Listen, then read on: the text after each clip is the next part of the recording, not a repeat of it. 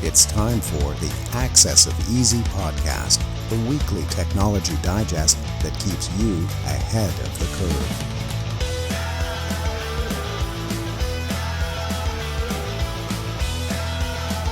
Brought to you by EasyDNS.com. Welcome back, brothers and sisters, to the Access of Easy podcast. This is number 355, the latest and greatest in data breaching and, of course, overreaching. My name's Joey. That's Len. What's going on, buddy? How the heck are you? I'm staying dry, Joey. I'm not sure if you got rained on as well. We got just torrential, smacked with just a bunch of rain, which is great because I don't have to water my plants yet again. As long as it doesn't rain for the next little while, I'm good. Because buddy, if it was raining in Calgary, people would be out there taking showers. You kidding me? Has it rained over? It must have, right? I don't know. Take advantage while you can. If there's some free water coming from the sky, yeah, we just got to do something. What are they limiting it to 3-minute showers? Or like, no, I don't want to know. I haven't had a 3-minute shower in my entire life. I'm pretty sure. I love just this is way off the beaten path. I love just standing in the shower winning fake arguments for like 10 minutes every time I shower. I can't be the only one. I've mastered the short shower. When you have a little one, right, it just changes everything. So you got to get in, get out, and make sure you're clean. And that's it, right? Yeah. So, yeah, whatever. It is what it is. But yeah. So 3-minute showers in Calgary. Over here, we're still laughing and taking it whatever we want. So that's good. Yeah, man. I'm not sure. This quote that came out, Plato. I don't want to say what happened, but I can't believe that was a Plato quote. Let's get into it. Last week's quote. I can't believe it was Plato, man. The price good men pay for indifference to public affairs is to be ruled by evil men. That's why Plato.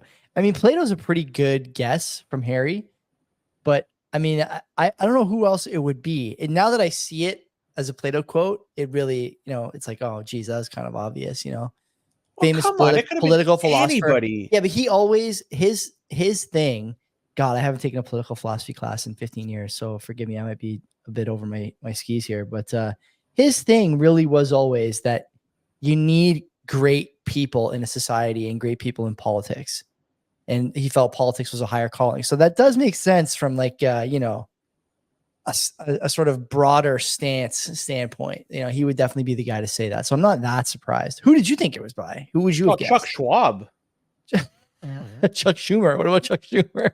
No, it was Klaus Schwab. Yeah. He's the type of guy that also tries to put people or wants to have people in an office that they are, of a certain pedigree. And yeah, I don't know, man. I don't know. Chuck Schumer. Didn't that guy get really lambasted this past week, by the way? Did you see his cheeseburger tweet? That's it. Yeah. Putting on the cheese before the patty was cooked. Listen, there's so many problems with that tweet. Okay. On the grill, there are sausages that have been done for 10 minutes. Okay. They're perfectly cooked. They look great. They could be movie props for all I know. Then next to those sausages, he's got raw hamburgers that are like gray in color. They look like shit. Cricket burgers. They look absolutely terrible. And on one of the burgers, he is pretending to be getting ready to flip a burger, a raw hamburger. You would never flip a burger raw, first of all, but one of the burgers has a slice of cheese on it. And he's talking about how he's using the barbecue to cook his kids, I guess Memorial Day or whatever meal. That is an all-time, how do you do fellow kids tweet. And by the way, he deleted it the next day. That doesn't matter because we now have it. Did you catch the vote last night? Yeah. So that it's a perfect meme. Thank you very much, Mr. Schumer. You are number one of my books. So yeah, good thing we're gonna run with that one. Top notch. I like that. I mean, come on, good for him for putting himself out there. But whatever. This week's quote: "Stop being moons. Stop living by reflected light. Get into action and convert yourself to a living sun." Who's that by? That sounds like I don't want to say it. You see at the back end of like a Mandarin restaurant radio ad or something like that. I was gonna say it's a musician, and I don't want to say who it is. But we already Len's given away the goods here. If you know it, after that, I don't.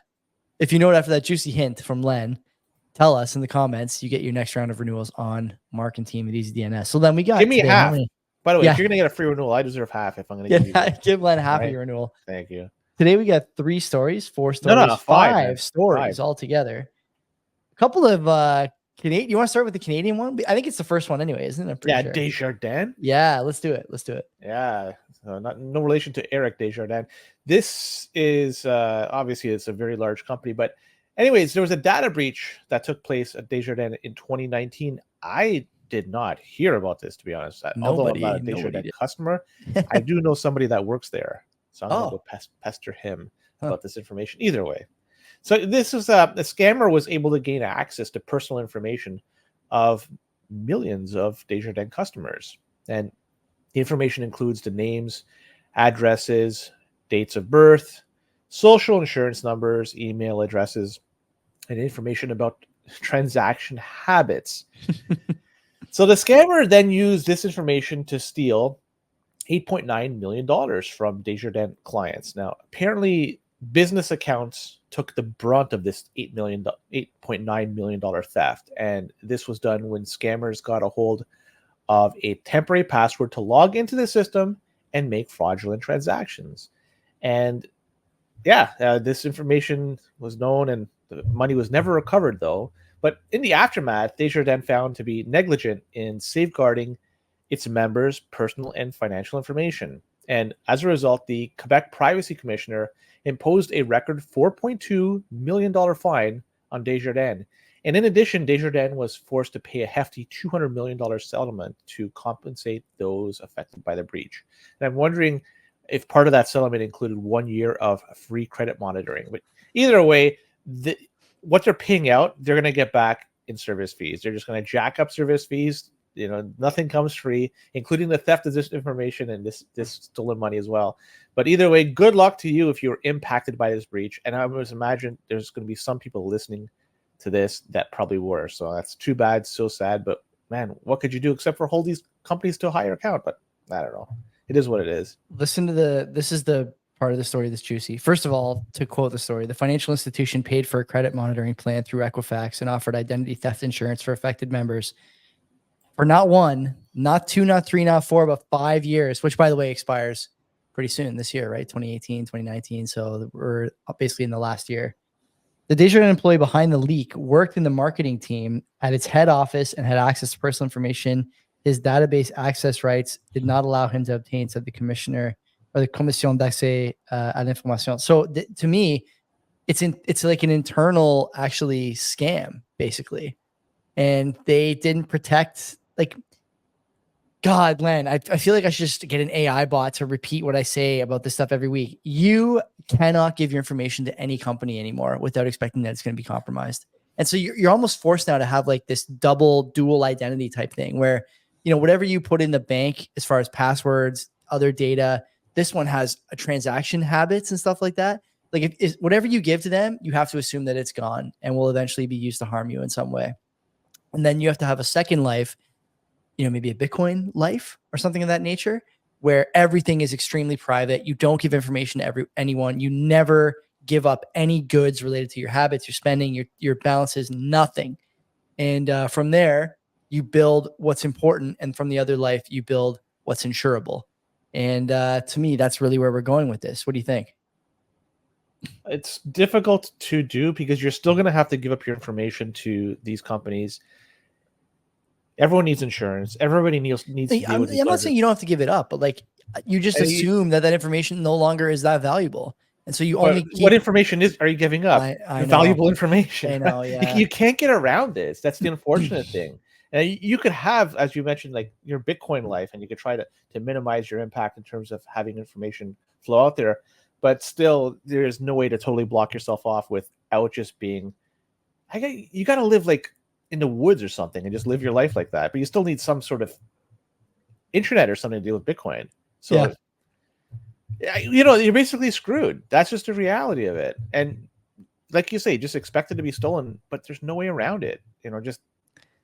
Okay, let me ask you something. I was thinking about this today after reading this stories. I was kind of cruising around in my car doing some errands. Do you think that like Desjardins is a big name, okay, but they're not as big as like Amazon, Apple, Microsoft, whatever. Do you think that what is the more likely outcome here, or the more likely like current day situation? Amazon is never getting breached because their security is too high tech, or Amazon is getting breached and just pays to make sure that no one ever finds out? What's the more likely outcome? The second. You think? Yeah.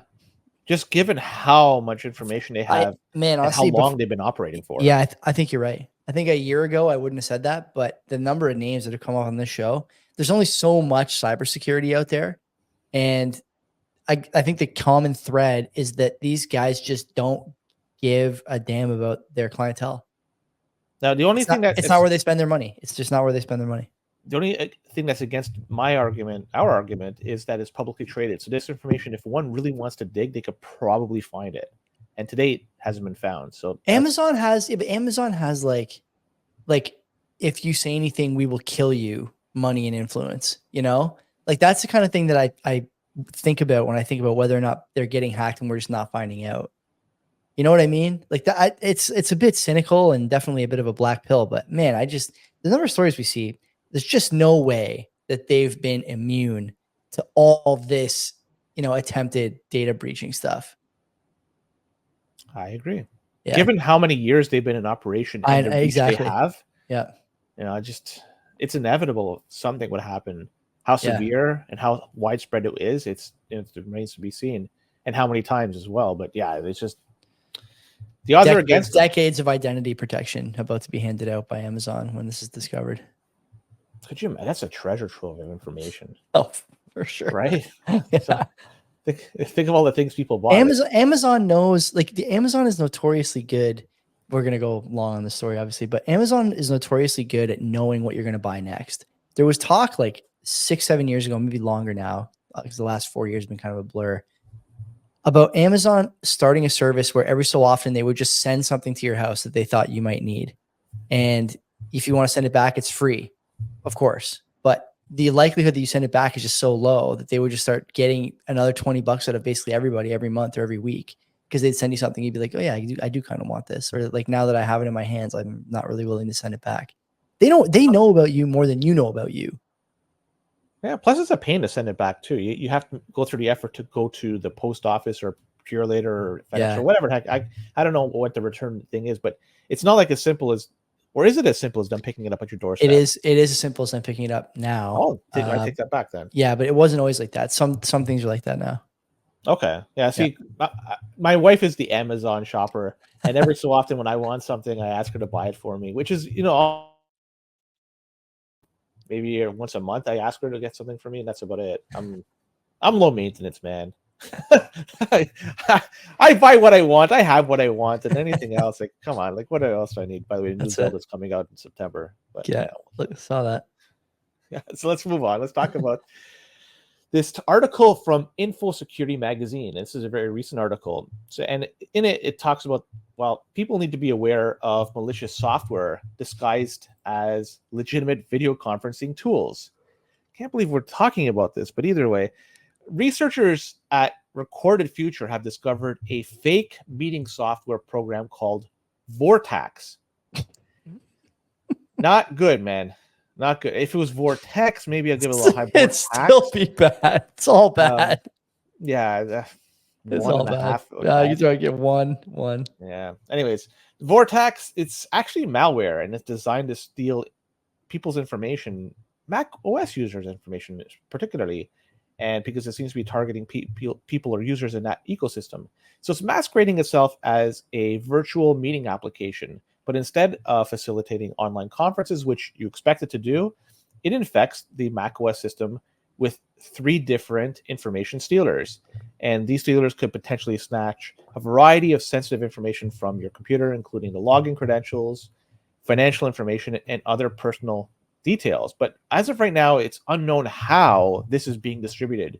But they're advising, and this is pretty should be well known. People should be cautious when they're downloading something.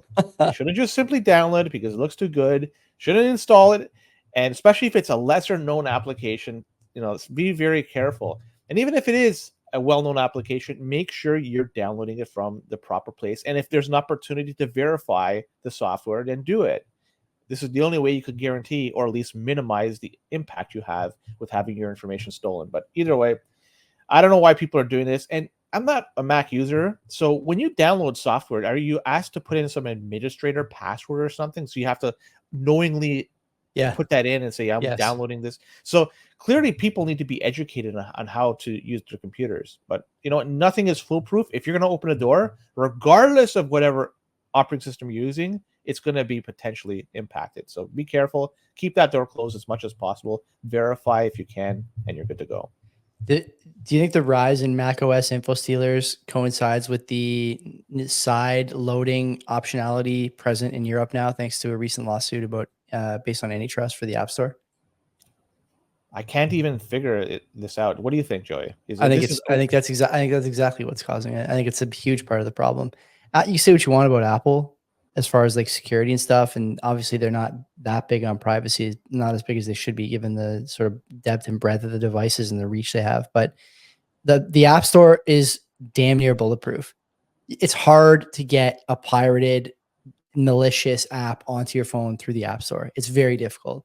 The App Store search results will almost never give you, you know, a tainted Bitcoin wallet or a tainted social media, you know, aggregator or a tainted news aggregate. Like it just doesn't, they don't show up in the results. You're always going to get the thing you're looking for at the top of your list. And when you start allowing for side loading, you get problems like this. To your point about people taking seriously like what they put on their phones, Len, there's an entire generation of people. Oh, this is the computers. It's not phone. This is for computers. Sorry. Yeah. So there's an entire generation of people, you know, my age and younger, who basically have never surfed the web to download an application. How's that make you feel? That's interesting. I haven't even come to Microsoft has its own app store. Apple has its own app store. So the likelihood that you would like find yourself in a situation where you're downloading the wrong thing outside of those ecosystems, I think is suddenly pretty high. And I don't know, what number of people are under a certain age in this report or whatever, but to me, these things together, kind of a weird cocktail. People are going to be seeing the sort of broader web of apps for the first time. And I just don't think they're not going to know what to do. You know, that's all. It's going to be sold to them as a, you know, like you said, a telecommunications app or whatever these guys have done. And whatever other people have done. Yeah. Video conferencing. And so they're going to be in a weird spot. They're going to be like, oh, this is not on the App Store, but the Apple doesn't want it on the App Store, or it's not on the App Store yet or whatever. And these guys did a pretty good job hiding it too. You know, they're using avenues through which people look for verification. Like they had a gold check on Twitter, the article says, and they had a dozen or so AI authored articles on their Medium page. So, you know, everybody kind of got here, right? Twitter got, Medium got, and the people who downloaded the app got too. Like I said, it's a interesting time for users of these ecosystems now that they're kind of opening the doors to side loading, mobile, Mac, or otherwise. And like I said, you know, how many people have used the web to download an app? How many people you think under the age of like 25 could competently unzip or decompress like a numbered rar, .rar library to get like an ISO file out? Like this is how we used to download games. All the games we downloaded in university were like this, right? And like, you know what I mean? So like that. No. We all did that, I know, but now I would never even consider that. You well, if you had to, you would know how to do it, and you would know how to scan, and you would know how to do all those things. But no one else does. The younger kids have no idea. They have no idea. You're right. Yeah. I have nothing to add to that. Yeah. You know what? Learn how to use Linux. And when you do that, you're forced, for the most part, there's still like a store which you could download apps, but it's not very good. Yeah. For the most part, you're actually going out, finding the application you're downloading it, and you're verifying it's the proper by the signature to make sure it's right. So there's a lot that goes along when you're using Linux. It's darn hard. I totally understand. And you could really screw things up. But you become safer as a result. As long as you stay on that path, you could easily divert and become, just open up doors and make it really unsafe. But man, oh man, it just I recommend everybody to try it out. It's gotten so much better in the past few decades. But let's talk about mouse jigglers, Joey. This is a crazy. I love this story. This is something that I have I don't have a mouse jiggler. Full disclosure, I'm not that bad. I got several, man. I got nice. They're all over the place. I don't have one. Okay, I'll tell you off the air. I have a theory actually on something that happened and its relationship to mouse jigglers, but I can't say it on the air. But I'll tell you what it is later on. All right. Well, I think you're gonna absolutely love this story. You're gonna love what I have to say that I'm not gonna share on the air. Sorry, listener viewer, but you're gonna love it. You're gonna think it's spot on when we're done. Well, there's an article from Zero Hedge that's talking about this, and it's about a recent incident that happened at Wells Fargo, and they fired a dozen employees because they were using mouse jigglers. And what these are either small devices that simulate mouse movement or something just to make the mouse move. And they are often used by employees to trick productivity monitoring software into thinking that they are working when actually they're away from their desks. And the rise of these productivity monitoring software is a growing trend because we're in an era, and have been for a few years, of work from home or a hybrid work where people are splitting the time between going into the office to working from home or always working from home. So I thought splitting time meant either working from your kitchen table or going to the beach. That could be it too. Oh, okay. With that mouse jiggler, you definitely have that hybrid situation going on, especially now with the great weather. So employers, they're increasingly using the productivity monitoring software to track employees and to see their activity and ensure that they're being productive during working hours.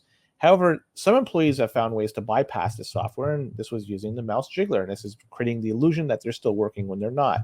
So in the case of Wells Fargo, the employees were fired because they were caught using this thing.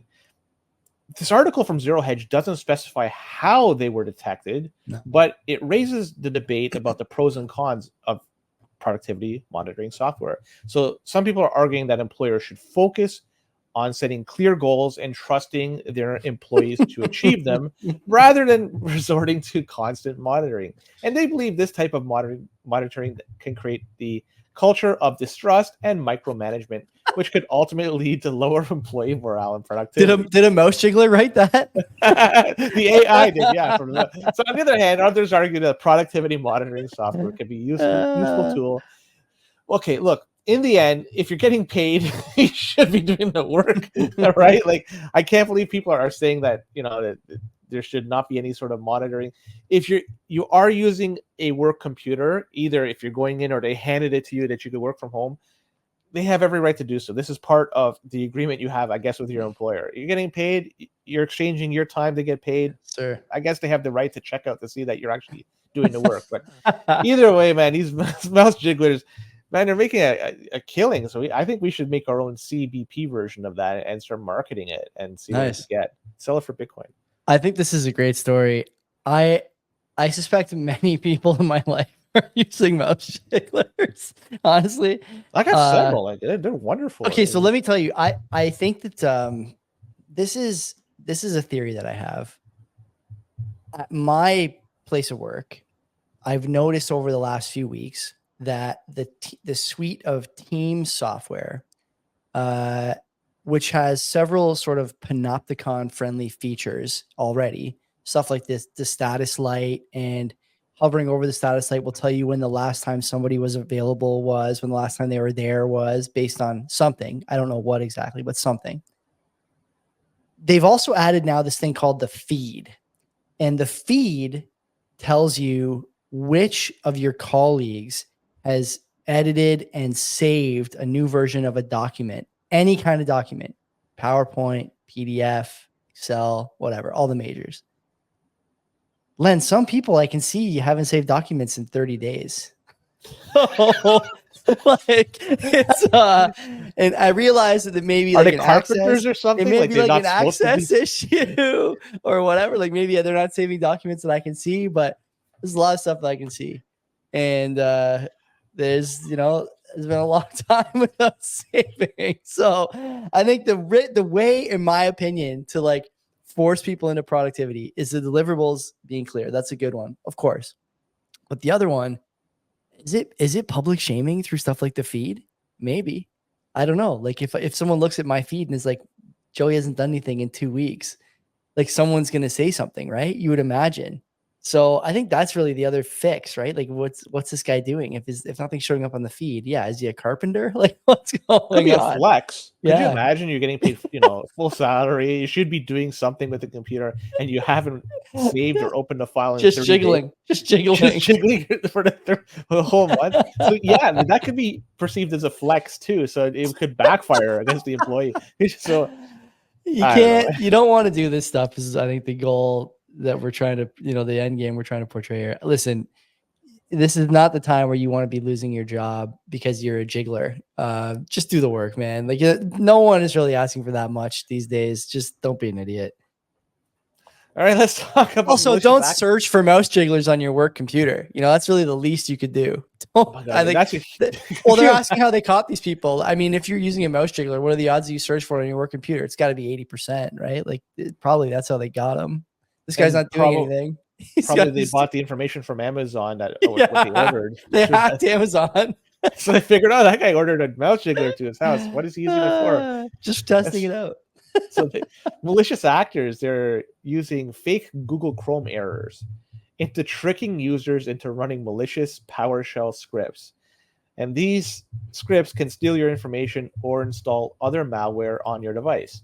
So these attackers are using social engineering tactics to make the fake errors appear legitimate.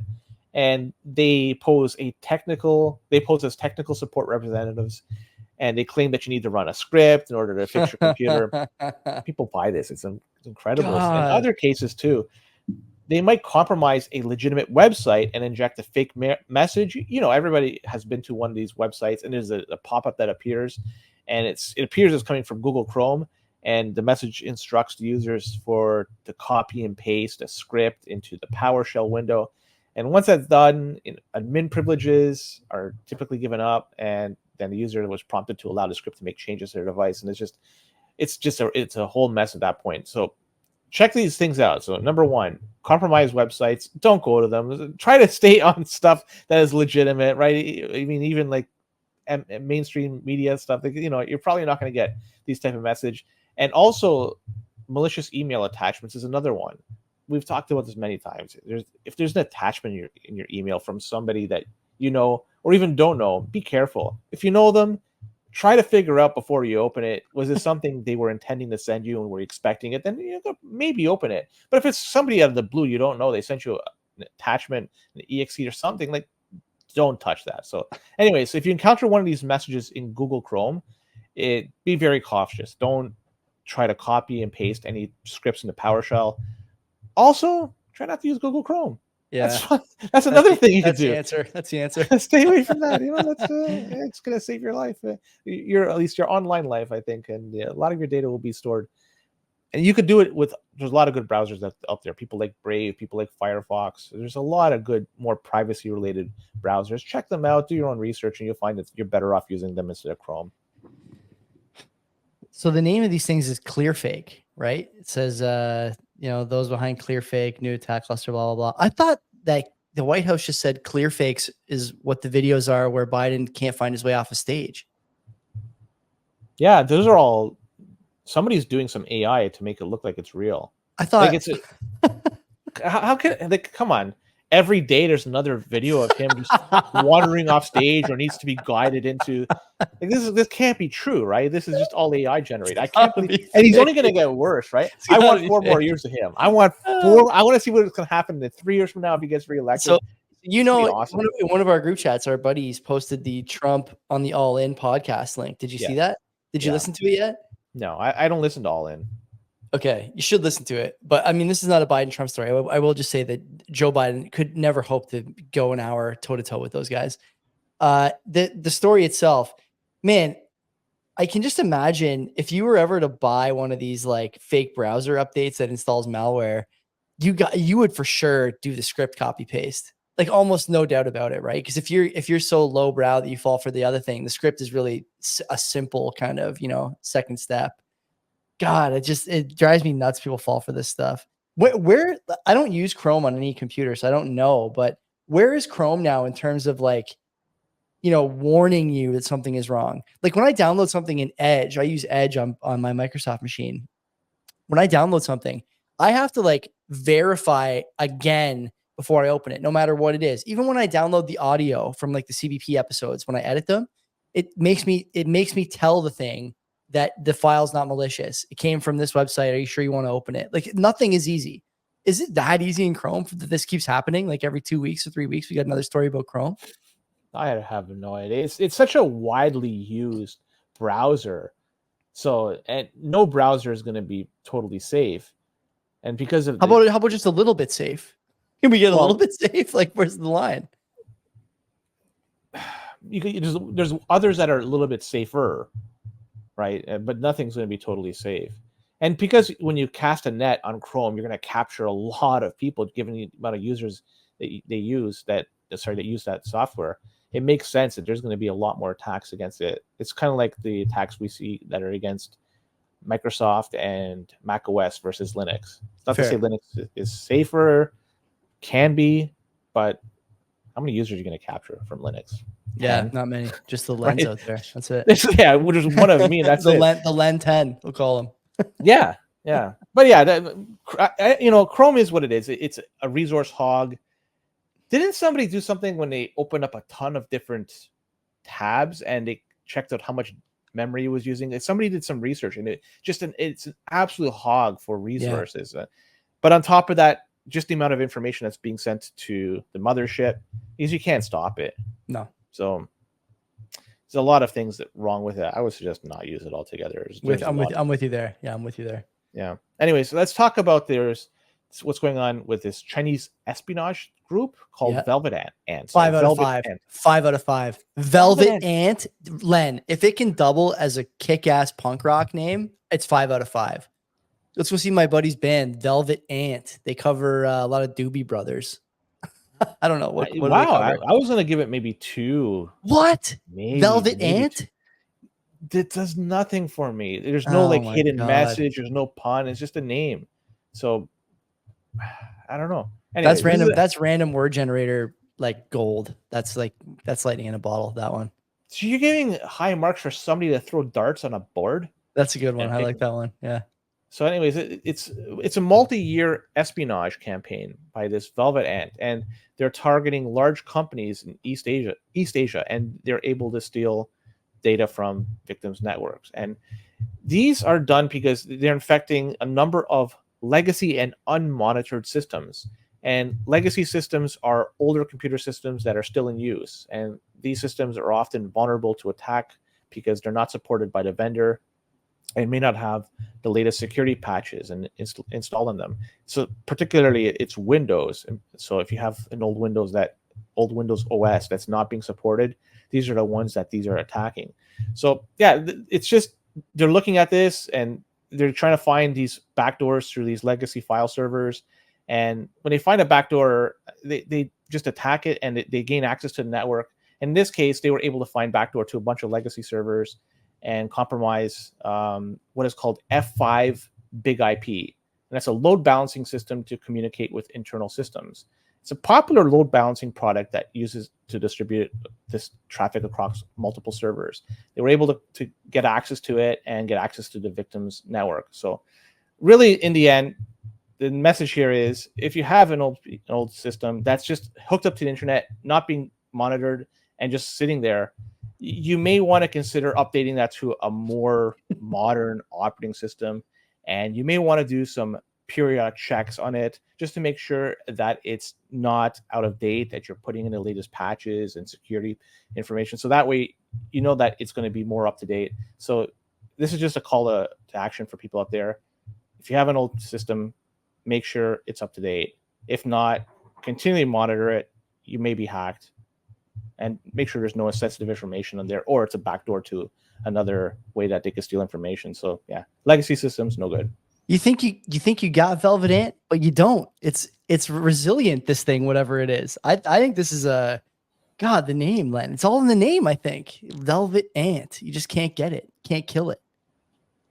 I don't really have a lot to add to the story other than how good I think the name is, but standard advice. Don't put yourself in a situation where you're relying on stuff that's no longer updated, up to date, maintained, checked for vulnerabilities, et cetera, et cetera, et cetera. You really only have, like, if you're a sysadmin, you have a lot of jobs, but the easiest one you have is just updating stuff. Why not just do it? Whether you're your home sysadmin, work sysadmin, whatever. There's a reason why there's going to be some backlash to that, or at least resistance. Sometimes there's software that's written for an old operating system, and it cannot be used on a newer operating system. So in order to migrate to something that's current, there's a lot of work to do with that. So you might have to update a lot of the software, even the hardware itself, because stuff was written for things that are very old. Like, for example, like in the United States, their nuclear launch system, they were still using floppy disks until 2019. Mm-hmm. So just because aren't they still using them? Is that video that was floating around a little while ago? Is that from 2019? From what I understand, they stopped using those floppies as of 2019, and those are not the 3.5 or 3.25 and 5.5. I forget, whatever. These are the big ones. They're bigger than the 5.25. So these are I've never even seen them, and so just to give you an idea, that's how old these things are, but they're still being used. So just upgrading stuff, sometimes it's a lot of work, but unfortunately people need to do it, especially now everything's hooked up to the internet, and that could be used as a door to get into a system, to a network. Don't be lazy. Gotta be aware. That's it for Access of Easy this week. Don't forget, subscribe to the podcast, of course. Subscribe to the YouTube channel. Go to the website, accessofeasy.com. Subscribe to the newsletter. There's always a few more stories than what we talk about. We cover the first 5 or 6 usually, and there's always a handful more. Best to be aware of these things before you need to be aware, and you do that by subscribing and reading all that stuff. So until this time next week, take care of yourselves.